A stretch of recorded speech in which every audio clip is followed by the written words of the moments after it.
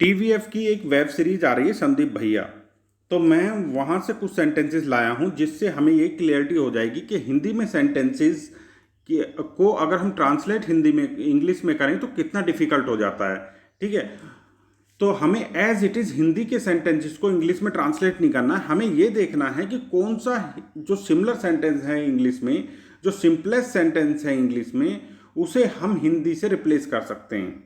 ठीक है, अगर हमें ये आ गया कि हिंदी के बदले हमें उसके सिमिलर सेंटेंस हम यूज़ करना हमें आ गया तो हम इंग्लिश को आसानी से समझ लेंगे। लेकिन अगर हम सेम हिंदी के सेंटेंस को सिर्फ उसी के भाव में और हम इंग्लिश में ट्रांसलेट करने की कोशिश करें तो बहुत डिफिकल्ट हो जाएगा, हम इस तरह से इंग्लिश नहीं सीख सकते हैं। हमें सिंपलेस्ट, एकदम सिंपलेस्ट इंग्लिश का सेंटेंस हमें सीखना है कि सिंपल से सिंपल इंग्लिश का सेंटेंस हम कैसे बना सकते हैं। तो मैंने यहाँ पे कुछ सेंटेंसेस लिए हैं संदीप भैया की वेब सीरीज से। टीवीएफ की वेब सीरीज है और बहुत ही अच्छी इनकी आईएएस पे वेब सीरीज होती है, तो आप जरूर देखिएगा। तो चलिए स्टार्ट करते हैं। प्रयाग नगरी का महत्व समझते हो?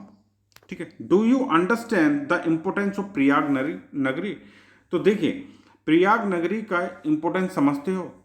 महत्व, महत्व के लिए आ गया इंपॉर्टेंस, और ये किसका है? ये प्रेजेंट इंडेफिनिट टेंस है क्योंकि डू बाहर आ गया। अब आप देखिए, प्रयाग नगरी का महत्व समझते हो, तो इसमें क्या तो कहीं आया ही नहीं। इंग्लिश वाले में क्वेश्चन वाचक बन रहा है, डू बाहर आ गया, लेकिन हिंदी वाले में हमें भाव से समझना पड़ रहा है। ठीक है, प्रयाग नगरी का महत्व समझते हो, इस तरह से ये सेंटेंस है, इस तरह से नहीं। क्या प्रयाग नगरी का महत्व समझते हो? क्या इसमें यूज नहीं हो रहा, लेकिन फिर भी हमने यूज किया है do you understand the importance of Prayag नगरी। जिस तरह से हम हिंदी में भाव समझते हैं कि हिंदी में अब क्वेश्चन पूछा गया है, इसी तरह से हमें इंग्लिश में भी भाव को समझेंगे तो अच्छे से बना पाएंगे। तो डू हमारा बाहर आ गया, क्वेश्चन पूछ रहा है डू यू अंडरस्टैंड, क्या तुम समझते हो इंपॉर्टेंस, महत्व ऑफ प्रयाग नगरी। ठीक है, तो प्रेजेंट इंडेफिनिट में ये बना है, बहुत ही सिंपल सेंटेंस है। चलिए, गंगा जमुना का संगम, वो कह रहा है ये गंगा जमुना का संगम है। संगम के लिए आता है Confluence, the Confluence of reverse Ganga and Jamuna. ये इस तरह से बना है कि संगम है दो नदियों का, रिवर और जमुना का। इस तरह भी बन सकता है या फिर इस तरह भी बन सकता है, the Confluence of the Ganga and the Jamuna. ठीक है, गंगा और जमुना के लिए दा लगता है, तो इस तरह भी ये सही है। अगर रिवर्स भी यूज ना किया जाए तो ये भी सही है। ठीक है, यह पहले प्रधानमंत्री की जन्मभूमि रही है। It has been the birthplace of first prime minister.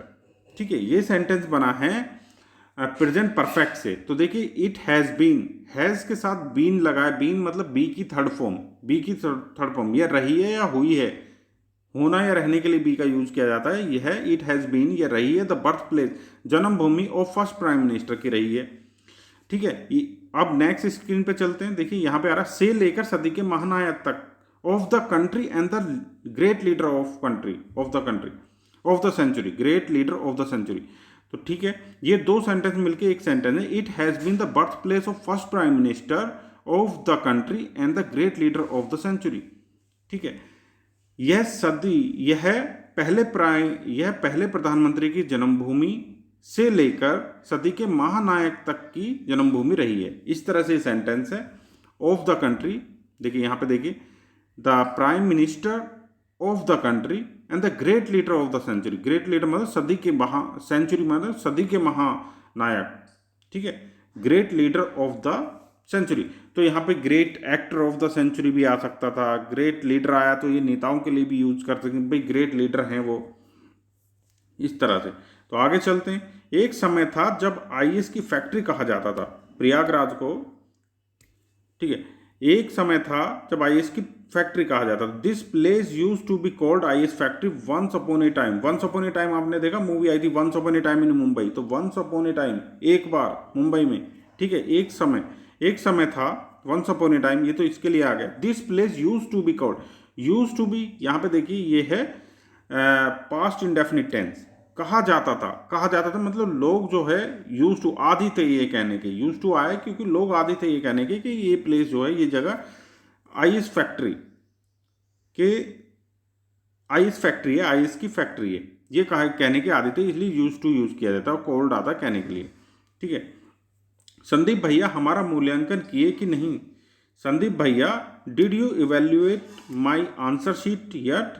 क्या देखिए यहाँ पे भी उन्होंने इस तरह नहीं पूछा क्या आपने मेरी आंसर शीट का मूल्यांकन कर दिया है, क्या आपने मूल्यांकन क्या का भाव नहीं, लेकिन हम समझ जाते हैं, बात करने से हिंदी में समझ जाते हैं। लेकिन इंग्लिश में हमें बनाना पड़ेगा, डिड को बाहर लाएंगे, क्वेश्चन के फॉर्म में हमें बताना पड़ेगा कि did you evaluate my answer sheet yet, क्या तुमने कर दी है, क्या तुमने कर दी है मेरी आंसर शीट इवेल्युएट, यानी कि टेस्ट कर दी है मेरी आंसर शीट। इस तरह भी यूज कर सकते हैं, did you test my answer sheet yet. ठीक है, तो ये हमारा पास्ट इंडेफिनिट से बना है। फिर यह 4 सीटी के बाद भी दाल नहीं गल रही है, देखिए यहां आ रहा है यहां 4 सीटी के बाद भी दाल नहीं गल रही है, तो वो बात कर रहे हैं कि मेरे 4 अटेम्प्ट के बाद भी आईएएस क्लियर नहीं हुआ है, 4 अटेम्प्ट के बाद भी। ठीक है, तो यहां बनाया आई can't clear it even after 4 attempts, मैं नहीं कर सकता क्लियर आफ्टर 4 अटेम्प्ट्स। ठीक है, लेकिन वो 4 अटेम्प्ट के बाद क्लियर नहीं कर पाए, तो पास्ट की ये सेंटेंस तब ज़्यादा अच्छा होता अगर आई कांट की जगह हम लगाते आई कुडंट क्लियर इट, मैं नहीं कर सका, मैं इसे क्लियर नहीं कर सका इवन आफ्टर 4 अटेम्प्ट, 4 अटेम्प्ट के बाद भी, इवन का मतलब भी और आफ्टर बाद में 4 अटेम्प्ट 4 अटेम्प्ट के बाद भी।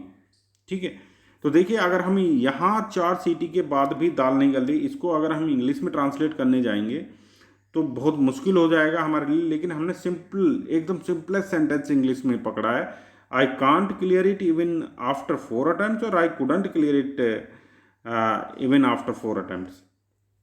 फिर और तुमको मूल्यांकन कब पड़ा है, एंड यू केयर अबाउट, यहाँ पे देखिए प्रेजेंट इंडेफिनिट टेंस है, यू केयर अबाउट, तुम केयर करते हो अबाउट इवेल्युएशन, मूल्यांकन की केयर कर रहे हो, मेरा 4 अटेम्प्ट के बाद भी नहीं निकला आईएएस, तुम मूल्यांकन की का केयर कर रहे हो। संदीप भैया, फिर दूसरा सेंटेंस, संदीप भैया का सिस्टम फिर हैंग हुआ पड़ा है या हो गया है।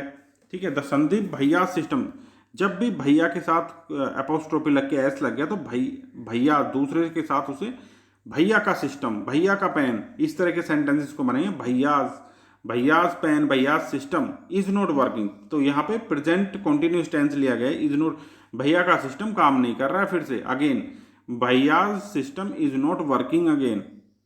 ठीक है, तो देखिए बिल्कुल एकदम हिंदी के सेंटेंस से और इंग्लिश के सेंटेंस से भाव एकदम अलग है। ठीक है, तो हमें सिंपल सेंटेंस इंग्लिश का पकड़ना है और उसे बोलना है, तभी हमारे लिए इंग्लिश बोलना पॉसिबल हो पाएगा। अरे यूपीएससी का अटेम्प्ट खत्म हुआ है, जिंदगी का नहीं।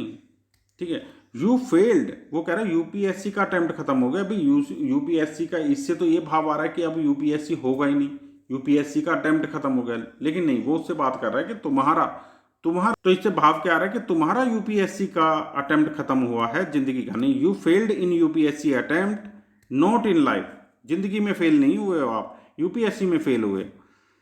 इसके बारे में बहुत सुना है, प्रयागराज के, वो कह रहे हैं कि इनके बारे में बहुत सुना है, संदीप भैया के बारे में, आई हैव हर्ड, तो ये क्या आ रहा है, प्रेजेंट परफेक्ट टेंस आ रहा है, I have heard a lot about him, मैंने उनके बारे में बहुत सुना है, ही इज फ्रॉम प्रयागराज, वो कहाँ से हैं, सिंपल प्रेजेंट है ये, ही इज फ्रॉम प्रयागराज।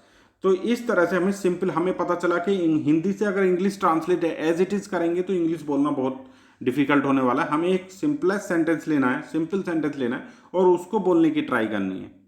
ठीक है, तो ये मेरी कोशिश आपको कैसी लगी है, अगर अच्छी लगी है तो वीडियो को लाइक करें और प्लीज़ चैनल को सब्सक्राइब भी कर दें, आपको अच्छी वीडियो और मैं शॉर्ट्स भी बहुत अच्छे दे रहा हूँ, जिससे आपको नोटिफिकेशन आए और आप इंग्लिश सीख सकें। Thank you.